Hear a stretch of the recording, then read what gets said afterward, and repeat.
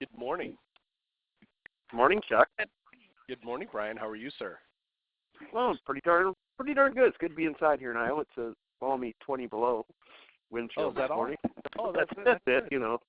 That's good. Well, I'll tell you what. These Midwestern folk, we're hardy folk, man. I tell you, it was negative. It's funny. I pulled out of the garage this morning, and I go, oh, it's not that bad. It's like, and obviously it was in the garage. So I'm like, yeah. Oh, my car says, 29 degrees. That's not bad. By the time I got to work, it went from 29 to negative 15. So not including wind chill, but yuck. Yuck. Living it. We all here? Is Johnny here? John's Absolutely. here. John's here. Morning, All right. John. Good morning, Brian. Morning. Like Chuck mentioned, it's a beautiful day here in Minnesota. It's clear. Like if you look outside and don't actually see the snow on the ground or roofs, the sun is shining. The sky is clear blue. It could be 90 degrees out there. It's But not. But it's not. That is funny though. When you look outside, you go, "Man, it's sunny. It's got to be nice outside." I expect to see Chuck out back by the pond in like a in a chair, sipping on a cool drink in a Speedo. But not this time. Again, John. We actually had an artist come out last summer and paint a rendition of him out there like that. So it's a limited time print, but you can get it from Amy. That's something in your garage. Yeah, Amy, just That's something in your garage. Yeah, you hang that in your garage. Yeah, he's got a whole calendar coming out. I do. I don't know what you would call that. Heavyset bald men. I don't know. Yeah, actually, years ago, we did do Chuck. Do you mind if I tell him the cheerleading story? No. Okay. So years ago, it was quite a number of years ago. We had only inside sales, and we had this contest that if the sales team hit this record, that Chuck would show up dressed as a cheerleader. And Dallas Cowboys cheerleader, mind you. A Dallas Cowboys cheerleader, and no amount of money could inspire a sales team to hit this record. But having Chuck show up in a Dallas Cowboys cheerleader outfit did it, and they did it, and he showed up. And somebody in the office bought him. It was like during Halloween time. Bought him a little Dallas Cowboys cheerleader out, and they're not, those outfits are a little revealing. And yeah, and so we actually did have a calendar made of Chuck every month in some different sort of pose in his Dallas Cowboys cheerleader outfit. Anyway, so we're not far from the truth when we talk about things like that. Yeah, I don't think I don't know if that bodes again. well for us or not, you guys. But those of you that know us, well, it's too late. Yeah, sorry, it's too late. You know it's already. Anyway. Yep. Anyway, what do you do? Well, you know what? All right, let's make some money. We can do it. Let's make some money. I think next time we're going to put John in the cheerleading outfit. But anyway, we wanted to talk about. We're always looking for. And I'm going to give you a little history and why we're bringing this up today. And I know there's a couple guys on the call, Brian and I know Bruce. Bruce, you're here, Bruce, aren't you? You got it. All right, thank you, sir. Thank you. I appreciate you coming. And years ago, one of the ways that we got a lot of business is we. Somebody must be working in the kitchen this morning. I don't know what that's all about, but do me a favor if you're doing something in the background. Out of respect for everybody else on the call, mute your phone. We'd certainly appreciate that. One of the we're big on joint ventures, and obviously joint ventures leads that come in from that are so much easier to sell. They're softened for you. They're warmed up. And one of the things we used to do is we used to deal a lot with banks. And our approach years ago when we dealt with banks, and I don't know how many deals did you say, John, we wrote from banks? I mean, literally thousands of deals. Thousands, yeah. Thousands of deals. Well, we dealt with we got business from something like 1,600 banks. Right. So I mean, you look at that. I mean, it was a lot. And those are banks are mini joint ventures. And there's a lot of different ways to approach it. One of the things that we did is we, to get our foot in the door, we'd go in and we'd handle their non-conforming business. We'd handle business that they couldn't get approved through the regular sources. And what we found is by doing it that way is that we had a lot of banks that go, geez, you deal with our non-conforming business better than our regular company deals with all our conforming stuff. would you guys be interested in doing everything? And so what we did is, and I'd asked, Brian I know is here, Bruce I know is here, and we're going to have these guys, these guys are doing what everybody else on the call, well, they're doing something probably that not everyone else is doing, is they're out there, they're doing the bank joint ventures. And they're getting a lot of business from that. So we're going to, and thanks for coming, guys, because I want to give you guys an opportunity to hear how they're doing it, what they're doing, and how they're getting it to work. And both these guys have one heck of a residual stream coming in. So, you know what? I'm gonna give Bruce, if you wouldn't mind. Bruce just tell us a little bit about yourself. Tell us what you're doing, and if you don't mind sharing the things you can share, and help us out. Well, good. Well, thank you, and good morning to everybody. As you talk about the banks, I have a little bit different perspective than probably Brian, because if everybody knows my background, I've been doing this for 8 years, but I was a commercial banker for 27 years. So I sat on the other side of the desk, listening to the people walking in the door wanting to do exactly what we want you to do here. So I just wrote down a couple things after Chad agreed to pay me the other day for my 2-hour consulting minimum. I decided, I just thought I'd write down a few things. First and foremost, when you walk in there, obviously everybody realizes the best thing you can do is see if you have a contact to get in the front door. If you don't have a contact to get in the front door, it's probably about 3 times worse than making any cold call that you ever imagined, because you're never going to get past square one. So the first thing you have to do is you have to establish a trust with them. The reason that I say trust is kind of what Chuck was alluding to earlier when you talk to how you take care of people. First of all, they want to trust that you're going to be there, that you're going to be around, that you're not going to be in and out of the door, and then they're going to leave your customers hanging. So they're really concerned about your trust issue. But just as much as a concern about the trust is they're concerned about liability. As you know, in our judicial system with the sue happy people, they don't want to refer you to one of their customers and have you screw up one of their customers, and then the customer, guess who's going to sue? He's not going to sue you because you don't have anything in your pockets. He's going to sue the bank. So they're concerned about liability.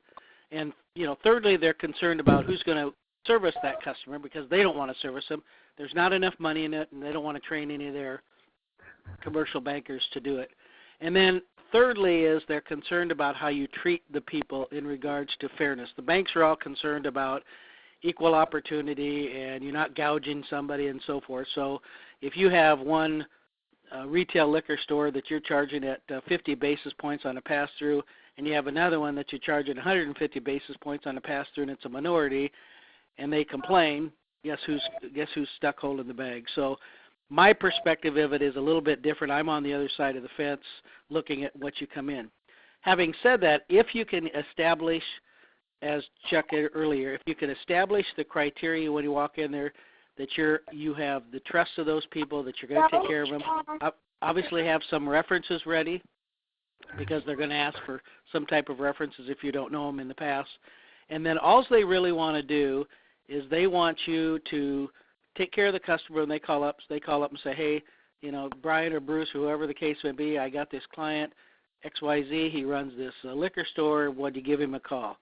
You give him a call, and then all you do is follow up and say, hey, I got a hold of him, we're in the middle of the conversation and those type of things. You have to be a little bit careful because there's privacy laws with everything that you do.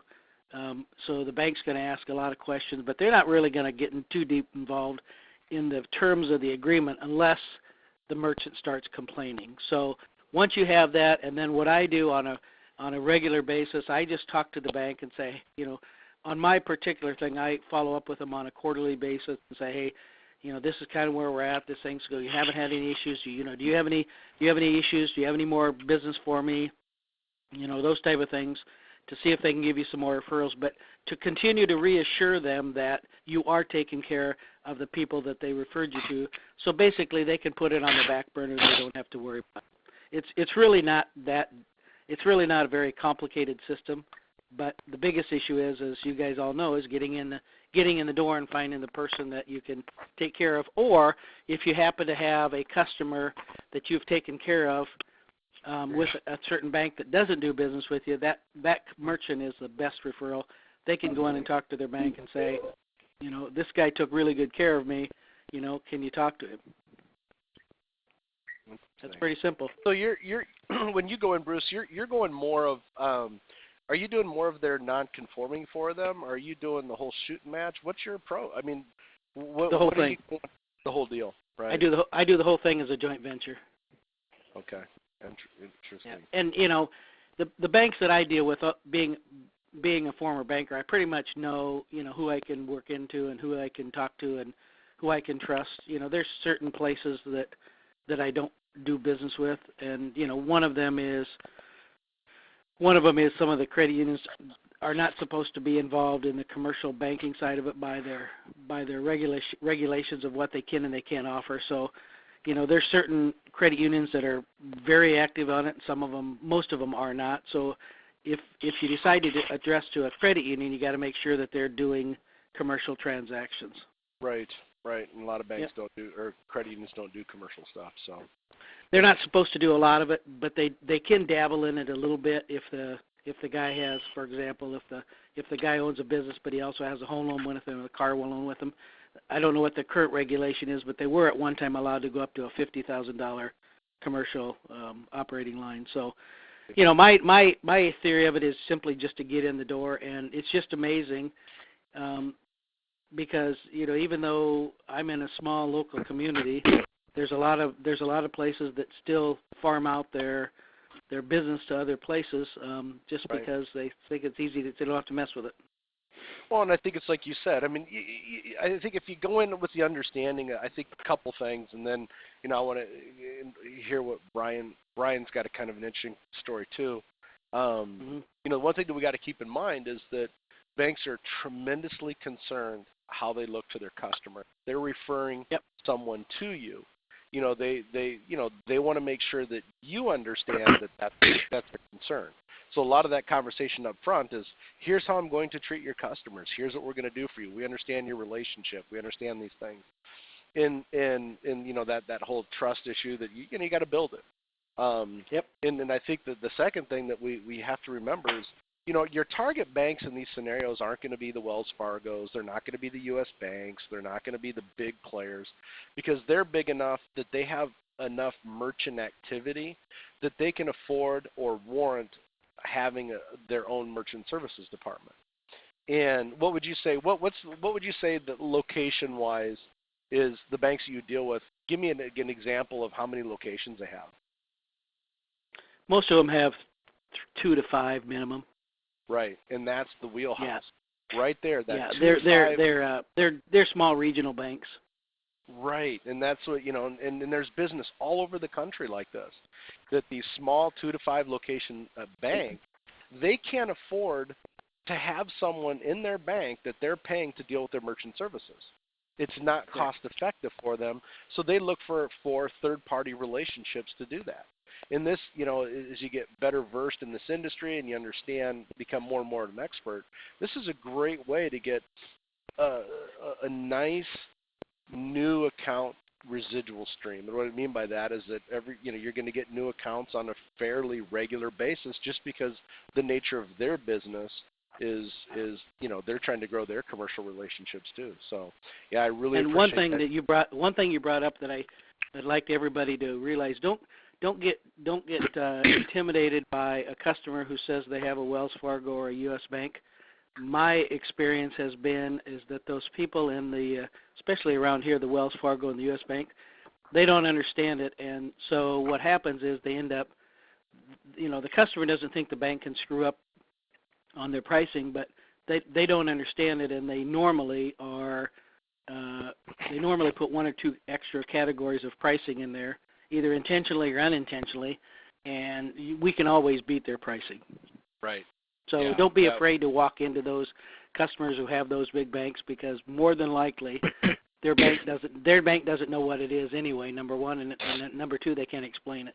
I've had a number of issues over the last 2 or 3 years where the big banks, came in and took our clients, and then within a matter of a few months, most of our clients came back because the pricing was significantly higher because the bank screwed up on how they wrote it. Right. Well, and they just, like you said, either intentionally or unintentionally, just maybe lack of knowledge, or they're trying to pull a fast one. And you had a couple, and didn't you have two accounts? Wasn't a 2-location deal, the automotive kind of something that went away and ended up coming back, wasn't it? I mean, Yeah, I've had a couple of those. Those are mostly from a lot of those clients that I had came back were not bank referrals. They were from Heartland Payment System. Right. They ended up. One of them they had a couple of locations, and their analysis showed they were going to save them $2,000 a year. And when we got all said and done with it, because they told them they weren't going to have any compliance fees, which ended up being $35 a month per location, when we got all said and done with it, they were costing them about $6,000 a year. Well, and the nice thing is, and I think just kind of a footnote to the whole bank conversation this morning is, you did a great job of staying in contact with those guys even after they switched away and ended up getting them back. And are making it's kind of like having a girlfriend who dumps you. If you're not sure she's got a strong date or not, just continue to say hello to her, because you never know, she might come back. just keep dropping her a line once in a while, right? Yeah, I think that's perfect. Just like courtship, brother. Just like courtship. But you're right on with that. Yeah. Well, and thank you. I really super appreciate that. And Brian, share your story. I mean, you've got a couple. I know you're working on one now that's in the throes of you're trying to put together, but you've done a handful of bank deals, and let us hear your share your take, man, and help us out.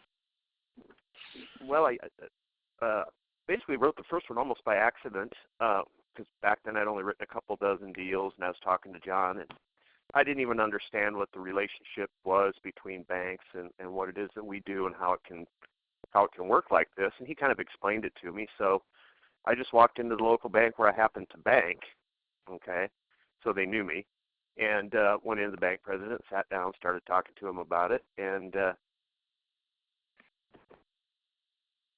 didn't really even know what to say yet. And we ended up getting the deal.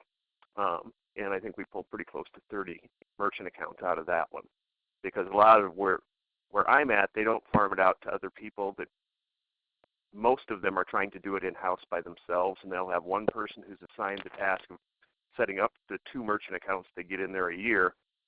And every time somebody comes in the bank and wants to get a credit card machine, it makes them sick to their stomach, because every time they go through this thing, there's always a problem. So they were more than happy to have somebody who could handle it, come in and just take it off their plate. And after I'd ran with that bank for a while, as it turned out that all bankers know other bankers.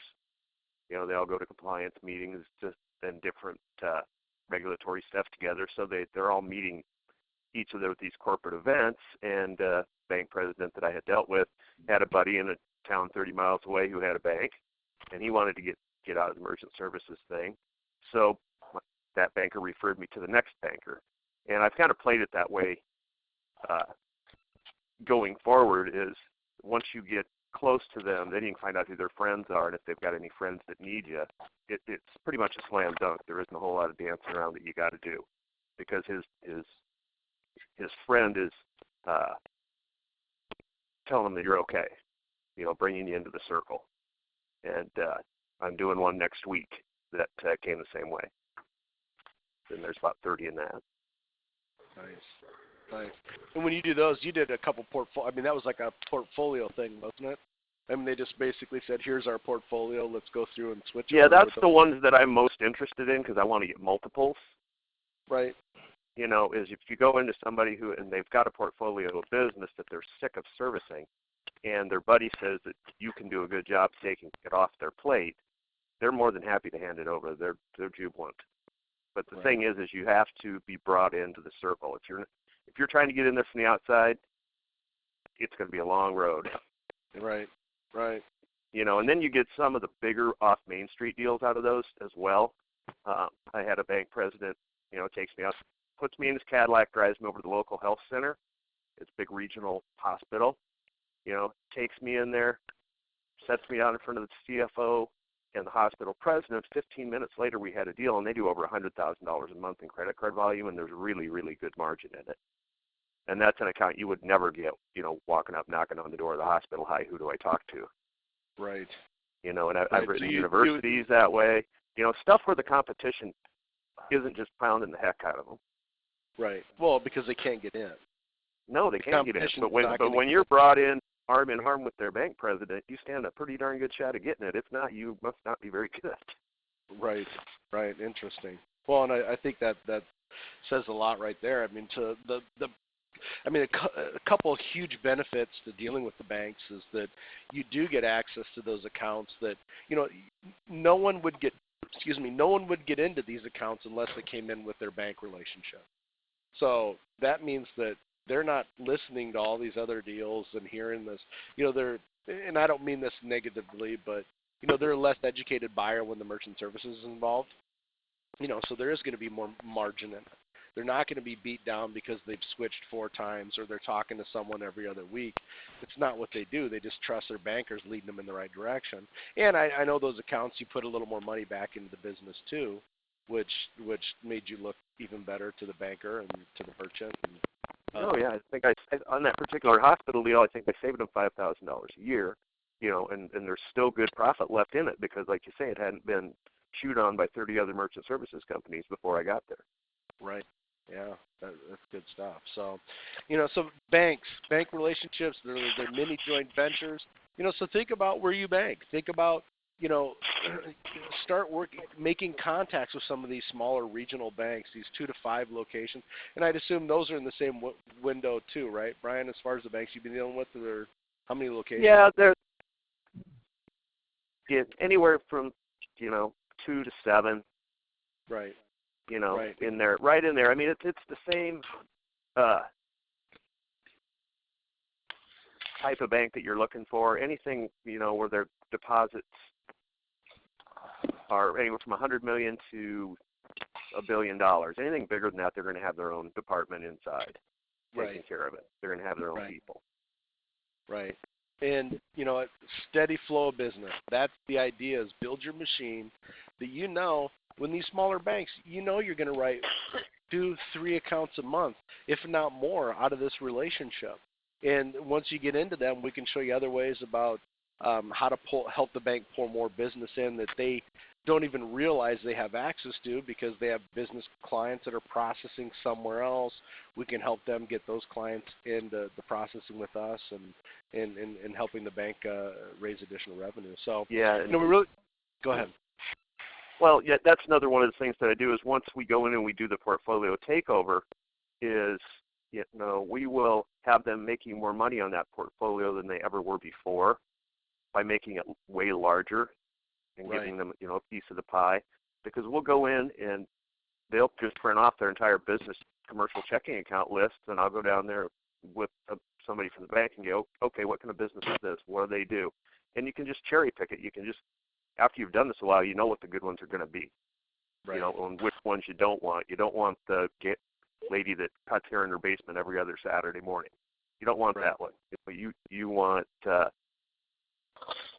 don't know, the auto repair place or the liquor store or the, somewhere that they're going to be using a credit card machine, not somebody that has one as a novelty. Right. So like the hospitals or the universities that do. Or the universities or, any of that stuff. What could be amazing, and what I think is amazing, guys, and you think about, and this is why you want to think about building your portfolio of referral sources this way, is that it really is. You would think that if you go to a big university, if you go to a college or you go to a hospital, like in Brian's situation here, they're not always banking with the big box banks. I mean, they're these smaller banks, and we have a local relationship that we deal with. And we just added an account last week, or the week prior. I don't remember last week or the week before. Clicks. You always want more and more clicks. What I mean by that is more transactions. This small local bank here in the cities, it's 5 locations, brings in a store that does $300,000 a month, 3,700 transactions a month. Huge, like a market, grocery market. And that we wouldn't have gotten either by just going in and knocking on the door. You'd never get in there, but you get in there with these bank relationships, and you start talking a lot of volume, a lot of revenue, and there's margin in them. And you look like a hero to the bank. In this situation, we were able to bring it over. They were bringing over the whole bank relationship. These guys were with U.S. Bank and went to this smaller bank that we deal with, And you know what? The agent looked like a hero. You go, we were able, so because a smaller bank bringing on a $300,000 a month account, that's a big account for a $100 million or $300 million bank. That's a big account. So you can really look really good in the banker's eyes. So, Bruce, Brian, thank you for sharing your stories with us and bringing those here, and hopefully everyone else was able to get something out of that. If you guys don't mind, if someone has questions, you guys okay answering them? You guys cool with that? Sure, if I know the answer. Well, yeah. Well, don't bother asking Brian. So we'll go to Bruce. No, I'm kidding. Yeah, right. So we're going to open it up, guys. There's somebody's all excited already. So there you have it. I mean, banks are great. Mini joint ventures. I think you got a really good idea of how and what it takes to get in there. So we're going to open it up. If you have questions, just do us a favor. State your name and where you're calling from. It doesn't have to be just bank questions. It can be any question that makes sense to help you move forward. So we're going to turn it over to the rest of the team. And are there any questions out there? This is Alflin. Can you guys hear me? Yeah, we can hear you. As you say, Alflin? Alflin, yes. Alflin, yeah, go ahead. I just want to get a general understanding. I live in the Atlanta area, so there's a lot of small banks in this area. So I just want to get a general understanding of, what the advantage is in terms of going to the smaller banks and asking for a relationship, in order to start getting business referrals, as opposed to, why would they want to use me instead of, and the bigger banks not want to use me? Okay, say one more time. Yeah, I'm just trying to figure out what the advantage is in trying to develop relationships with the smaller banks. What advantage is it to them, to the smaller banks? Well, a couple things, and I think even Bruce and Brian even commented on that, was, when you go to a smaller bank, the amount of revenue that banks are able to generate off, how you make a lot of money in this industry is you have to have a lot of accounts. And what happens with the smaller banks is they don't produce enough revenue off their own portfolio to warrant paying someone. Let's say they're paying a banker $35,000 or $40,000 a year to run their merchant portfolio that's yielding them $1,000 a month. It's not cost effective. So it's kind of like outsourcing, if you will. A smaller bank will go, man, if we don't have to pay someone to understand this, to manage it, to deal with it, we can outsource this to someone else. All we see is profit. We don't have expense involved with it because we're outsourcing it. And how you can afford to do it is because that's not the only place that you're generating business. You've got, 5 relationships that are sending you business, so it's easier to deal with. So that's a big benefit, dollars and cents wise. And this industry, and I don't know where you're at in the process, there's a lot to learn about this industry. And there's a lot of things that go on, and just having someone stay abreast of that in the bank, that's a pretty major undertaking. So, and I think Brian said, and I've never heard anyone use this in a sentence, he said they're jubilant. They're jubilant to get it off their plate because it's not cost effective, nor do they understand it. Does that make sense? Yes, it does. Yeah. The bigger bank. Elquin, this is Bruce, and just Brian mentioned on it as well. But I think the real key there is to your answer to your question is they don't want to mess with it. That's really the issue. They don't want to mess with it. So what they're trying to do is there's not a small bank out there that doesn't want to get rid of it. It's just a matter of who they're going to get rid of it. And I was going to make this comment at the end of it, but it's probably apropos at this point in time, and that is, I think right now, just from talking to a number of the bankers that are out there, I think right now we're in the best position right now as a small ISO MSP to be able to do that because it's getting to be more and more complex, and the bigger banks are finding out that it isn't worth it, and they don't want to mess with it. And Brian's found that out. I found that out. So really the issue is it's not a matter of if they want to get rid of it. They want to get rid of it. You can pretty much assume 90+% of it's going to be is they want to get rid of it. It's a matter of who can they trust that they can get rid of it to so you can take care of their clients. And basically most of the banks I deal with really don't care about the revenue side of it, because even though it's going to become a nice chunk of change, that's really not their main focus. Their main focus is to have that business so that the customers don't go to the U.S. banks or the Wells Fargo or some other bigger bank. So don't sell yourself short, Alquin. They want to get rid of it. It's just a matter of who can they find to farm it out to that they can trust. Yeah, exactly. I think that's perfectly put. Go ahead, Brian.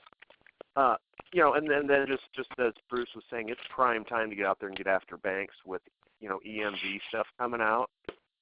These small banks are pulling their hair out about all the cards that they're going to have to issue and what it's going to cost them. And the last thing they want to do is deal with all the merchant equipment that's going to be needed to be updated, to take EMV cards, and, they also don't understand PCI compliance. They don't understand pretty much any of it. But, right now, EMV is leverage. Yeah. If you're out looking for banks, chip cards are leverage because they're already dealing with one side of it and they're not enjoying that, and that's where they make all their money. They sure don't want to mess with the merchant services side. Right. I think it's like you said. They're a lot of these smaller banks. They're looking at a 20 to 60 merchant portfolio, and they're going, okay, all these people need to upgrade their equipment. They need to upgrade to something that we don't even understand anyway. So it's like it's like having a big chore that's got to be done, and they're fretting it. They're going, we got to deal with this portfolio. It's prime time. It really is to get in, and this is all we do. So naturally, we have to understand it. So I think that's perfectly put. Great questions too. Any other questions? No. No other questions? Yeah, I like that. Brian and Bruce, you guys got to come more often because you guys answer all the questions. So yeah, the one. Yeah. We're gonna turn it. Well, I'm saying no one's got any questions because you guys did such a wonderful job. And thanks. It's called baffling with BS. It's baffling with BS. Interesting. Well, again, I've got a question. Yeah, go ahead. If I can break in. This yeah, is Bob in Mississippi. Yeah, Bob. I was wondering, do you take give back out of any marketing material you might be dispersing when you initially talk to somebody in the bank? Because obviously the bank or any venture is going to get benefit of. Yes, take it out. Yeah, that's my opinion. Want to take it out. Because it becomes a conflict of interest for the bank too, because the bank doesn't want to be perceived as supporting some other nonprofit, or the banks don't want to be tied up like that. Would you say that's true, Bruce? Yeah, absolutely. Yeah. So you want to bring it's a different process with the bank. It's not about the give back. It's not that. Right. Right. They may donate to a charity of something the bank doesn't agree with, and they don't want to be tied up with that. So I wouldn't even bring it up with the bank. Okay. Yeah. Okay, this is Eugene. I have a question. Can you hear me? Yeah, go ahead, Eugene. Okay, I'm pretty new at this, and first time I've ever done merchant card services sales. So I was just wondering, for someone that's been out there and if you can give me some words of wisdom, so to speak, to try to get started and get right, started on the right track. Well, you know what? I think the only words of wisdom I have very few, which these guys can attest because they know me much better because they've been here longer. But the model that we teach, it works. And you can do this any way you want to do it. I mean, this is up to you how you want to market yourself, how you want to sell it, how you want to do it. But I've been doing this 20 years. I know Bruce has been 8 years. Bruce, is that what you said? Yep. 8 years now. Brian's been doing it about 6, 7 years. John's been doing it a lot longer than all of us. John is literally like a dinosaur. But we've seen it almost every way imaginable. And where I see agents or advisors that fail in this deal is they do it differently than what we teach. We teach it a particular way because we know it works. And you know what? There's nothing that's ever going to replace hard work. This deal it's hard work because it's so stinking valuable. I mean, how valuable is it having 5, 10, 15 grand a month coming in your residual portfolio? That's extremely valuable, so it's going to take work. Who's your agent director, Eugene? Haven't got one yet. Okay. We'll obviously get you assigned to someone here. The process they walk you through, I'd follow it, and I'd do exactly what they recommend, because it's how we've seen all our successful people make it, is they follow that simple model. They don't get, it's simple. That's the thing.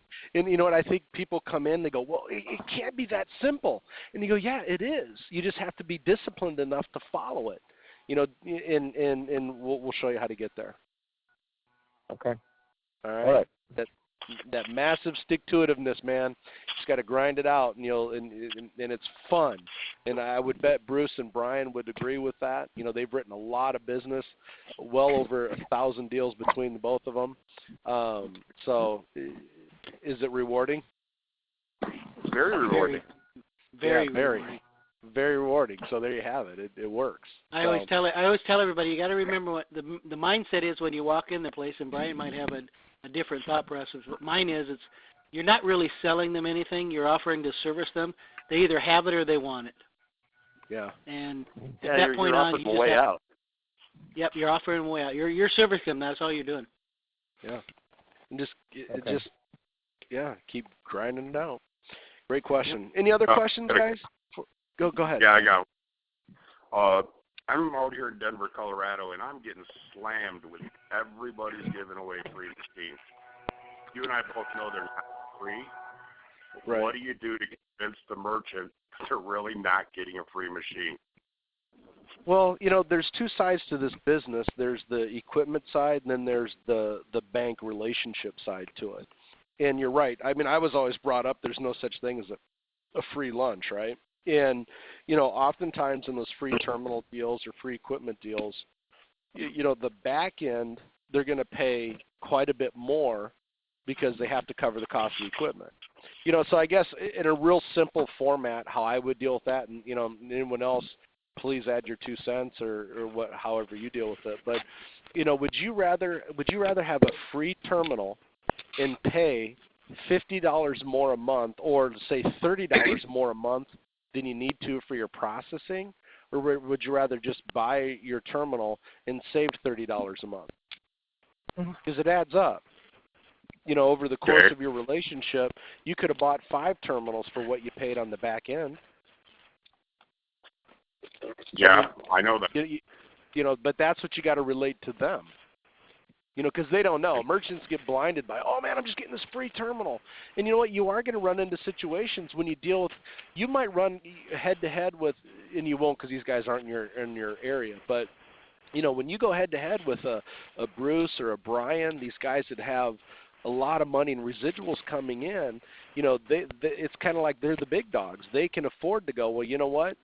I know that I'm going to make $50 a month on this account, even by giving them a great deal. I might support them with a free terminal up front because I'm going to make it up in X amount of months. You may run into that.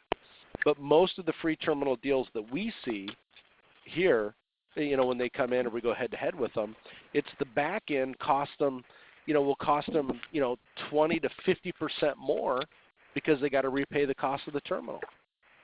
Buy it and get the best deal. That's what I'd recommend to merchant. And I don't know if you guys have anything to add to that, but that's what I would say. Well, I think if he's in Denver, I don't know if there's a Heartland. I run into a lot of things with Heartland does the same thing, but I always tell everybody, that there isn't a free lunch, number one, and number two is we pride ourselves on security, and we haven't been breached. Some of our competitors have been breached, so we do business a little bit different than what they do. Right. Yeah, and that's a big one because when you're breached, man, the merchants, can get you a lot of headache, a lot of expense, sometimes to the point that their business may not survive it. So, well, you know what Bruce did was planted a seed of doubt. Right. And which is a real valuable a way to go about sales. When you brought up the question, I was thinking, well, one of the things that Chuck says a lot, I think it's a really, really good line. Sales like, wow, we should really take a look at that. And then, which is really just planting a seed of doubt, like, and just like Bruce said, well, yeah, they do things a little bit differently. You might want to check out the news about them getting breached, but it's just planting a seed of doubt. You don't want to take that too far. You just want to get the statements Right. and then get a tie down and go from there. But I have the benefit of being married over 30-some years. My wife puts a thought of doubt in my mind all the time. So I've learned how to pass that on in the business world. You know what? You've learned from the best. You've learned from the best. Too funny. Good question, though. Thanks for your help, Butch. I already started thinking that I am almost willing to buy them terminal because I had my bonus. Yeah, well, John brought up a question. John brought up a comment. I didn't mean to insinuate that I'm going to blast the competition, because I don't. But I do plant that little seed of just saying, we do business a little different. We're concerned about security, and we're one of the few companies that haven't been breached. And so I kind of pretty much leave it at that. I don't beat down the competition. I simply tell them what we can do. People are tired. Yeah, people are tired of everybody beating down somebody else. So I leave that alone. Take the high road, and if you're going to get anywhere, you're going to get it. You're going to get less distance by beating somebody down. Right. Yeah. Absolutely. And you know what? You have to you look at what you want to have an idea. Like when you're going head to head in a scenario, you got to get the statements, number one, because you got to know what the deal's worth. Because, again, and I think you just said that, well, I'm thinking about just buying a terminal for some of these people because it's going to help me hit my bonus. Yeah. If it costs me $300 to buy a terminal, but I know I'm going to hit my $1,000 bonus, well, hell yeah, I'll buy them a terminal. Or if I know this deal's, yeah, right. I know this deal's worth $60 a month to me in residual income. Well, okay, so do I want to go 3 months in the hole to get this deal? I would, because you can look at what am I going to make up front my bonus, plus what am I going to make in residual income on the deal. Yeah, it's definitely worth me buying a terminal. It's like an investment. You're investing in that stock, and here's what it's going to pay you every month. So you got to look at. That's why you need the statements. You need to know what we're dealing with, and then you can make an educated decision on what you want to invest to get the deal. So. Yeah, good question. Any other questions before we part ways today, guys? No? You guys have been great. Again, Brian, Bruce, thanks again, guys. Yeah, thank you, everybody that asked questions. We'll see you guys next week, Monday, 9 a.m. Central Time. We'll see you guys here. Sounds good. Thanks, everyone. All right. Have a great week, everybody. Bye. Thank you now. Bye-bye. Bye, guys. Thank you so much. We'll talk to you later.